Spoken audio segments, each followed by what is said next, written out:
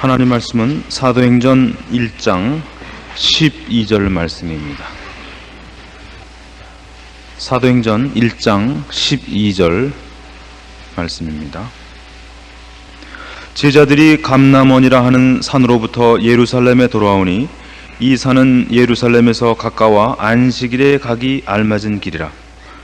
들어가 저희 요한은 다락에 올라가니 베드로, 요한, 야고보, 안드레와 빌립, 도마와 바돌로메, 마테와 및 알페오의 아들 야고보, 셀로릿 시몬, 야고보의 아들 유다가 다 거기 있어 여자들과 예수의 모친 마리아와 예수의 아우들로 더불어 마음을 같이하여 저녁 기도에 힘쓰니라.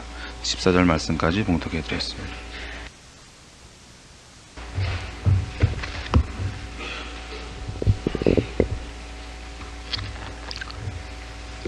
사도행전의 기록 목적이 무엇이냐, 사도행전 내용이 무엇을 의도하고 있느냐 하는 것은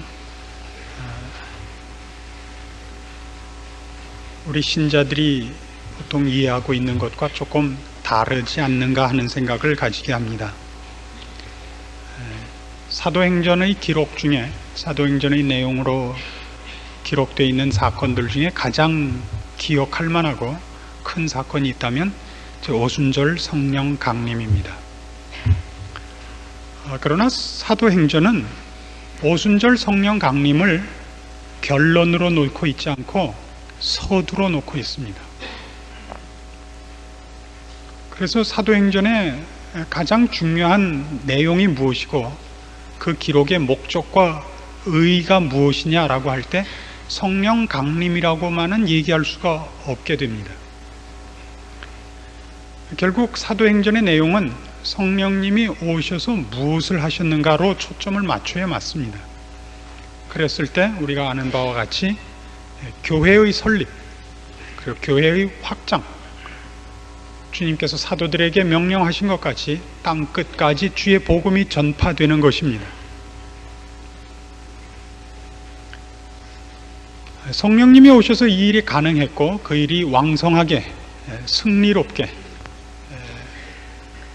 확장되고 있다라고 얘기하면 쉽습니다만은 사도행전이 그런 식으로 사건을 기록하고 있지 않고 의도하는 바가 그와 같지 않다고 생각한다면 우리는 성령 강림에 대해서도 성경이 의도하는 내용에 대해서 새로운 고찰을 할 필요가 있다.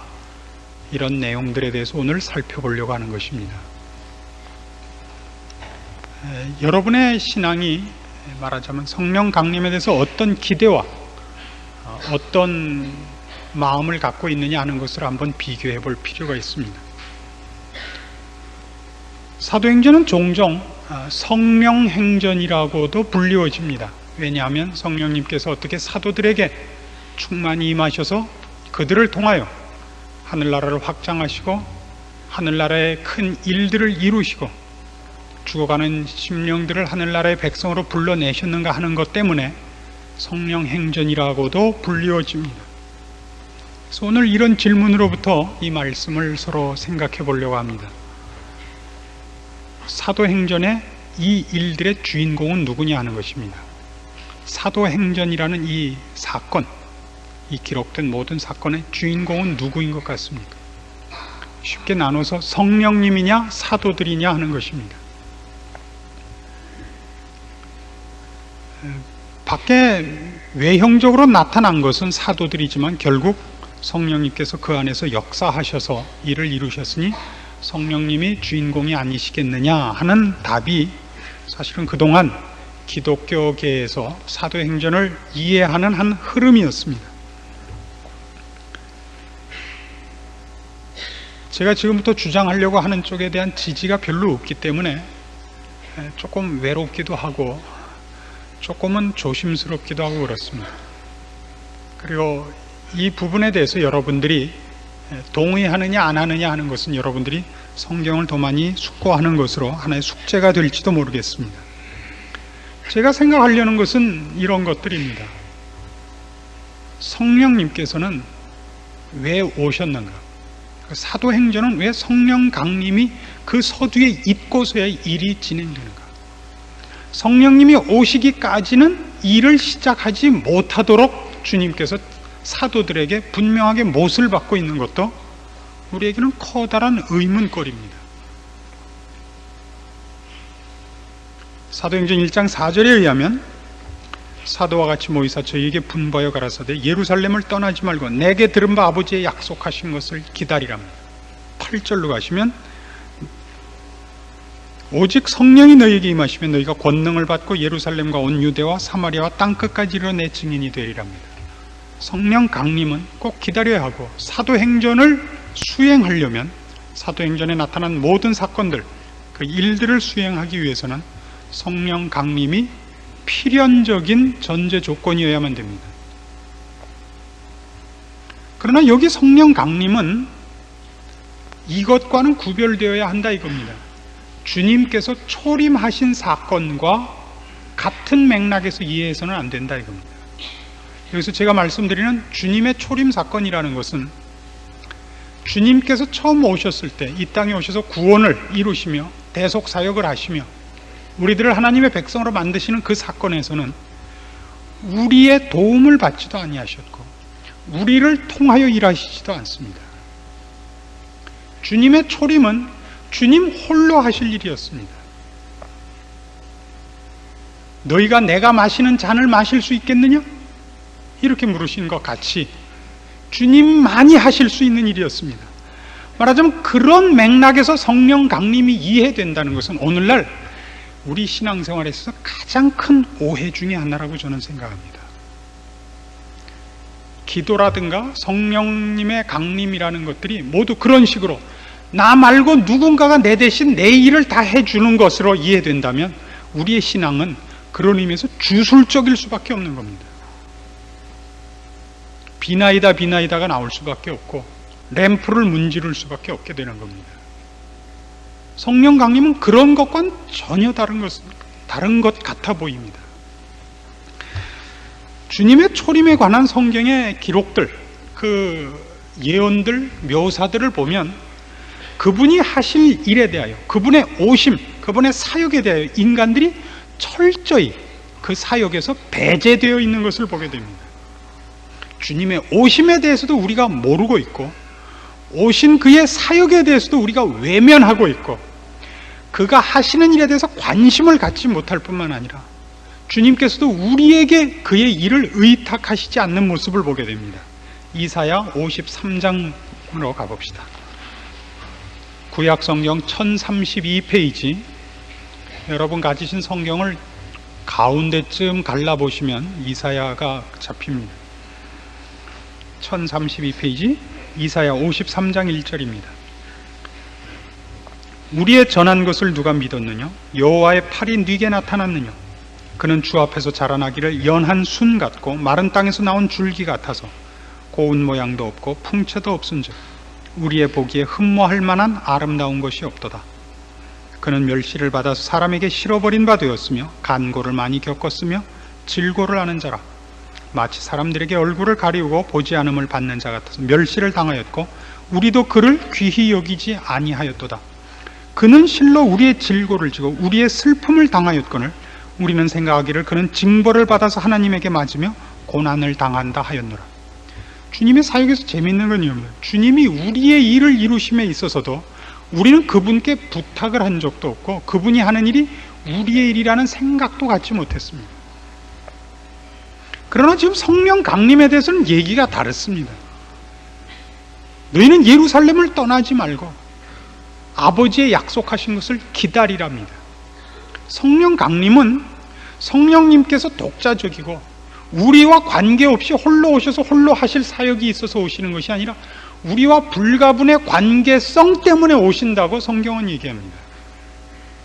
그래서 주님의 초림이 주님께서만이 하실 어떤 사역, 우리의 도움과 우리를 의탁해서 하실 수 있는 사역이 아니었던 것과는 아주 극단적으로 대조되는 강림이다 이겁니다.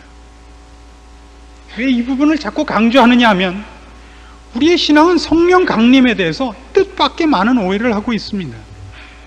성령님께서 오셔서 내가 하지 못할 일을 하게 하시며 내가 관심 없는 일을 하게 하시는 일을 홀로 하시지 않습니다. 이제 그분이 오시는 것은 우리와 함께 하시기 위해서 옵니다. 이게 무슨 의미로서 제가 자꾸 이 강조를 드리느냐 하면,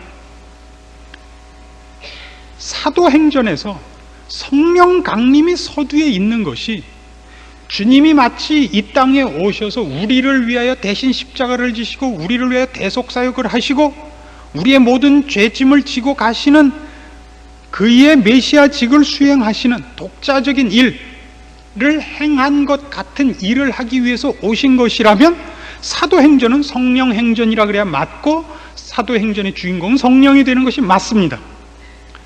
지금 우리가 살펴본 바와 같이 사도행전에서 성령의 강림은 성령님의 사역과 성령님의 일 때문이 아니라 우리 보고 성령님을 기다리라 그러고 성령님을 받을 것을 얘기하고 있고, 그 후에야 우리가 일할 것을 얘기하고 있음으로써, 원래 초점은 비록 성령님이 손님이시지만 우리보다 더 크고 하나님이시고 창조주시지만 초점은 우리에게 가 있고 우리가 주인공으로 취급되고 있더라 이겁니다. 결국 땅끝까지 이르는 것은 성령님과 함께지만 우리를 보내기 위함이고, 우리가 가서 그 사역을 감당하며 그런 일을 할 존재로서의 어떤 필요 조건으로 성령 강림이 부원되고 있다 그래야 맞습니다. 왜 이걸 굳이 갈라야 되는지 아십니까? 아무로면 어떻습니까? 그렇죠? 대부분 다 아무래도 좋다는 얼굴을 하고 계시지만 꼭 이번 국회의원 뽑는 것 같이 됐어요. 그죠? 아무래도 좋죠. 근데 여기는 중요한 차이가 있습니다.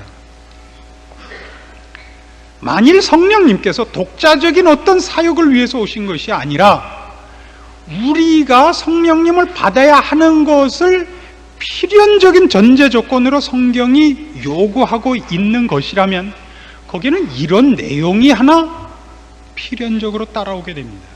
즉, 신자라는 존재론이 달라지는 것입니다. 신자란 어떤 존재냐 하는 데 있어서 성경이 묘사하는 것을 우리가 제대로 추적할 줄 알아야 된다 이겁니다.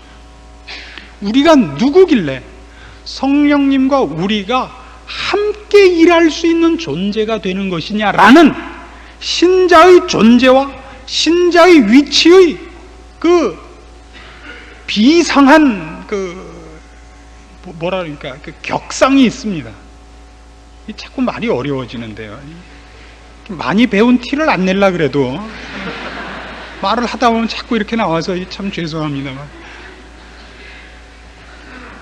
이 평범한 말을 쓰는 게 이렇게 어려울 줄은 몰랐습니다. 이제 이해하셨죠? 이제 제가 뭐라 그러는지를. 우리가 신앙생활에 있어서 가장 이해를 못하는 게 뭐냐면, 우리가 회개를 하는 마음, 버러지 같은 놈입니다, 죄인입니다 라는 얘기와 하나님이 예수 그리스도로 말미암아 구원해놓고 새로 빚어낸 인간이 어떤 존재인가를 아는 것과를 우리는 자꾸 혼동하고 있단 말입니다. 우리는 면목 없는 사람들인 것은 사실입니다만은, 그러나 신분이 비참한 사람인 것은 아니라고요. 우리는 대단한 존재로 하나님 앞에 부름을 받고 있다라고 성경은 사실은 말하고 싶은 것입니다. 다시 사도행전 1장으로 가셔서, 결국 사도행전에서 성령 강림이 일어나는 것은 2장 1절에서 4절까지 사건입니다. 그러나 그 이전에 주님께서 이제 승천하시는 일이 있고, 승천하시고 나자 제자들이 모두 어디로 달려가느냐 하면 마가의 다락방에 모여서 그 1장 14절에 있는 바와 같이 마음을 같이하여 전혀 기도에 힘썼다라고 기록되고 있습니다. 자, 여기서 이제 우리는 신자라는 것이 어떤 존재인가 하는 것에 대하여 성경이 묘사하고 싶고 우리에게 확인시키고 싶은 신자상을 제대로 보게 되는 것입니다. 그러니까 성경이 얘기하는 신자란 성령과 기도로 빚어진 사람인 겁니다. 성령과 기도로 빚어진 사람.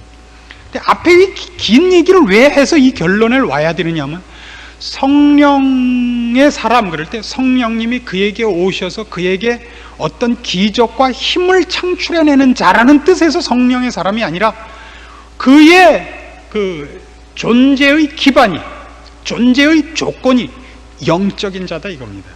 그것이 성령님이 오시는 가장 큰 이유입니다. 신자는 누구를 막론하고 다른 모든 것으로도 그의 기초와 조건을 삼지 않습니다. 영에 속한 사람입니다. 우리가 기억해야 할 것은 기독교는 결단코 윤리성과 도덕성으로 그의 기초와 조건으로 삼지 않는다는 것입니다. 착하다는 것이 신자의 판별 요소가 아닙니다. 착하다는 것, 선하다는 것, 이것은 절대 신자와 불신자를 나누는 선이 아닙니다. 신자와 불신자를 나누는 선은 성령이 계시냐입니다. 로마서 8장으로 가보시겠습니다. 8장 5절 말씀 봅니다. 로마서 8장 5절, 육신을 쫓는 자는 육신의 일을, 영을 쫓는 자는 영의 일을 생각하나니 육신의 생각은 사망이요 영의 생각은 생명과 평안이니라. 육신의 생각은 하나님과 원수가 되나니 이는 하나님의 법에 굴복치 아니할 뿐 아니라 할 수도 없음이라. 육신에 있는 자들은 하나님을 기쁘시게 할 수 없느니라. 만일 너희 속에 하나님의 영이 거하시면 너희가 육신에 있지 아니하고 영에 있나니 누구든지 그리스도의 영이 없으면 그리스도의 사람이 아니라. 성경이 신자가 누구냐라고 얘기할 때는 바깥으로 우리가 인식하고 우리가 확인하는 방법으로는 예수를 믿는 자, 예수를 주로 시인하는 자입니다마는 존재론으로 들어가면 하나님의 영이 거하는 자라 이럽니다. 그것이 신자인 유일한 조건이고 유일한 근거입니다. 예수 믿는 자로서 악한 사람 얼마든지 있습니다. 예수 안 믿고 착한 사람이 많은 것과 당불합니다. 예수를 믿는 사람과 안 믿는 사람의 가장 큰 차이는 뭐냐 그러면 하나님을 아느냐 모르느냐입니다. 그래서 이럴 수 있습니다. 예수를 믿는데 밤낮 죄스러운 생각을 가지고 이래서는 안 되는데 이래서는 안 되는데 이러면서 순악질로 사는 사람이 있습니다. 예수는 안 믿지만, 나는 예수는 안 믿지만 난 너희들보다 나아, 그렇게 착하게 살아서 죽어서 착하게 지옥을 갈 수밖에 없는 사람도 있습니다. 이 부분을 혼동하지 마십시오. 그런 의미에서 성령과 기도의 사람입니다. 여기서 기도의 사람이라는 건 그럼 두 번째로 기도를 하는 사람이라는 뜻이 아닙니다. 그의 존재가, 그의 그 생성이, 자꾸 이런 단어만 나와요. 무슨 좀 쉬운 단어가 없을까요? 삶의 모습? 물어본 게 잘못이죠. 이게 뭐 주목사님 책임이겠습니까? 그러나 제가 얼마나 답답하면 물어봤겠습니까? 육신적인 것이 근원이 되어 결과된 자가 아니라는 뜻이죠. 요한복음 1장으로 가십시다. 이런 표현이 있어요.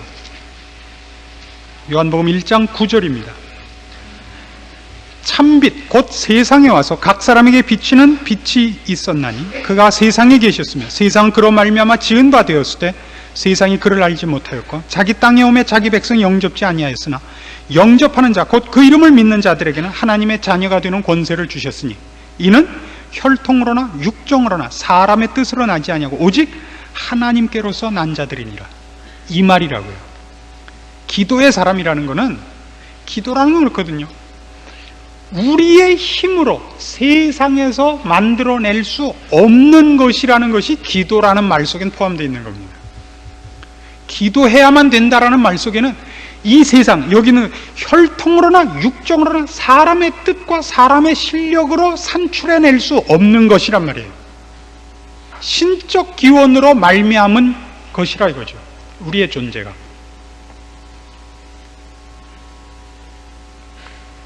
이것이 사도행전 서두에 떨어진다는 것은 얼마만큼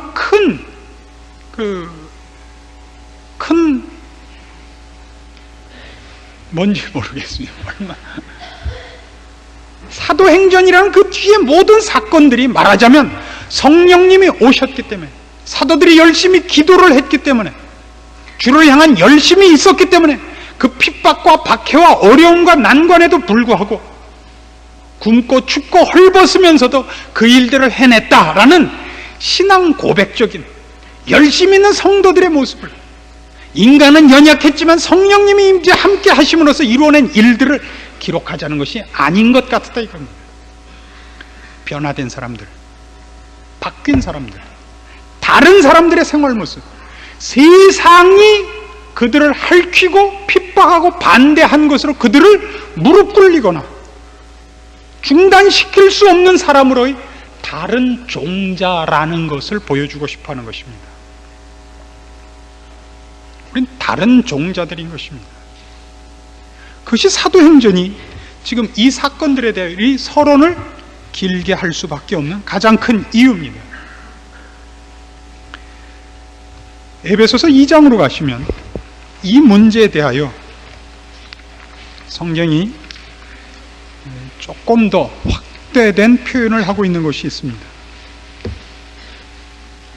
성령과 기도의 사람, 신자들을 성경이 뭐라고 묘사하는가 하는 것을 에베소서 2장 10절 말씀부터 봅니다. 우리는 그의 만드신 바라 그리스도 예수 안에서 선한 일을 위하여 지으심을 받은 자니 이 일은 하나님이 전에 예비하사 우리로 그 가운데서 행하게 하려 하심이니라. 우리를 그가 만들었다 그럽니다. 11절 그러므로 생각하라. 너희는 그때 육체로 이방인이요 손으로 육체 행한 할례당이라 칭하는 자들에게 무할례당이라 칭함을 받는 자들이라. 그때 너희는 그리스도 밖에 있었고 이스라엘 나라 밖의 사람이라. 약속의 언약들에 대하여 외인이요 세상에서 소망이 없고 하나님도 없는 자이더니 이제는 전에 멀리 있던 너희가 그리스도 예수 안에서 그리스도의 피로 가까워졌느니라. 그는 우리의 화평이신지라. 둘로 하나를 만드사 중간에 막힌 담을 허시고 원수된 것 곧 의문에 속한 계명의 율법을 자기 육체로 폐하셨으니 이는 이 둘로 자기 안에서 한 새 사람을 지어 화평하게 하시고 또 십자가로 이 둘을 한 몸으로 하나님과 화목하게 하려 하심이라. 여기 새 사람이라는 표현이 나옵니다. 우리 신자들을 말합니다. 무엇과 지금 비교해서 이 설명을 하고 있냐면 이스라엘 백성과 우리를 비교해서 하고 있습니다. 구약 시대에는 하나님의 백성이라는 말은 이스라엘 백성이라는 말과 같이 쓰여졌습니다. 이스라엘 백성만이 하나님의 백성입니다. 그러나 하나님의 뜻은 민족적 차원으로서 하나님의 백성과 아닌 자들을 구별하는 것이 아니라 이제 예수 그리스도로 말미암아 하나님의 백성을 만드실 하나의 모형으로서 민족을 택하사 그 민족의 한 역사를 통하여 하나님의 일하심을 예표하셨고 그 예표하신 일을 예수 그리스도의 십자가로 이루어내셨습니다. 구약 백성도 십자가로 구원을 얻고 우리도 십자가로 구원을 얻습니다. 이스라엘 백성이 이스라엘 백성이라는 이름 하나만으로 하나님의 백성이라는 울타리 속에 들어간 것 같이 이제 우리도 예수를 믿는 자는 교회라는 이름으로 하나님의 백성이라는 울타리 속에 들어갑니다. 구약이 이것을 신약의 이 구원 얻는 백성들의 모습을 설명하기 위하여 이스라엘이라는 이름으로 한 민족을 민족적인 구별로 한 나라를 선택한 것 같이 그것이 구원의 원래의 모습은 아닙니다. 모형입니다. 지금 와서 그거를 예수를 믿는 자들이라는 이름으로 한 하나님의 백성을 테두리를 칩니다. 그걸 구약에서 이스라엘이라고 명명한 것 같이 신약에서는 교회라고 명명합니다. 새 사람입니다. 그러니까 교회라는 명칭은 하나님의 백성이라는 뜻입니다. 그러니까 하나님의 백성이라는 뜻에는 집합적인 뜻이 있고 개인의 뜻도 있습니다. 여러분 개인이 하나님의 백성이며 동시에 하나님의 백성이라는 말 속에는 나 하나만이 아닌 주 예수 그리스도로 말미암아 하나님의 자녀된 모든 사람들이 포함된 명칭인 것이 사실입니다. 이것을 어떻게 이루셨느냐면 예수 그리스도로 말미암아 이루셨다 그럽니다. 16절 다시 보시면 또 십자가로 이 둘을 한 몸으로 하나님과 화목하게 하려 하심이라. 그렇게 우리가 하나가 된 것입니다. 3장에 가시면 이것은 오랫동안 비밀이었는데 사도 바울이 깨우쳤다 그럽니다. 3절. 곧 계시로 내게 비밀을 알게 하신 것은 내가 이미 대강 기록함과 같으니 이것을 읽으면 그리스도의 비밀을 내가 깨달은 것을 너희가 알 수 있으리라. 이제 그의 거룩한 사도들과 선지자들에게 성령으로 나타내신 것 같이 다른 세대에서는 사람의 아들들에게 알게 하지 아니하셨으니 이는 이방인들이 복음으로 말미암아 그리스도 예수 안에서 함께 후사가 되고 함께 지체가 되고 함께 약속에 참여하는 자가 됨이라. 이 복음을 위하여 그의 능력이 역사하시는 대로 내게 주신 하나님의 은혜의 선물을 따라 내가 일꾼이 되었노라. 모든 성도 중에 지극히 작은 자보다 더 작은 나에게 이 은혜를 주신 것은 측량할 수 없는 그리스도의 풍성을 이방인에게 전하게 하시고 영원부터 만물을 창조하신 하나님 속에 감추었던 비밀의 경륜이었던 것을 드러내게 하려 하심이라. 이는 이 비밀은 뭐냐? 이제 교회로 말미암아 하늘에서 정사와 권세들에게 하나님의 각종 지혜를 알게 하려 하심이라. 교회입니다. 이스라엘이 아니라 교회. 구약시대인 이스라엘이라는 민족, 국가라는 단위로서 그 결국 하실 이 일, 교회를 통하여 하실 이 일을 모형으로 했던 것, 유대인들은 그것이 민족적인 차별일 거라고, 이스라엘 백성이 되면 구원을 얻는 거라고 생각했습니다. 이제는 교회다 이겁니다. 이 교회란 새 사람이라고. 예수 그리스도로 말미암아 하나님의 자녀된 자들, 우리 신자들 쪽에서 보자면 예수를 믿음으로 이 안에 들어갑니다. 하나님의 백성이라는 그 속에 들어갑니다. 하나님의 자녀가 됩니다. 하나님 쪽에서 보자면 예수 그리스도의 피로 씻고 성령이 그 안에 거하는 자인 것입니다.